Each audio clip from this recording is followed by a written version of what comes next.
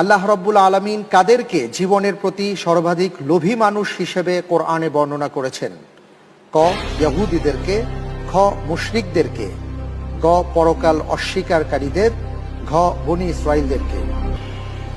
খ মুশরিকদেরকে। মুশরিকদেরকে ফ্রিজ করে দেব। আল্লাহ ভরসা গ। গ, তো ঘ যাব না। আচ্ছা ঠিক আছে, লক করে দেয়া হোক গ পরকাল অস্বীকারীদের।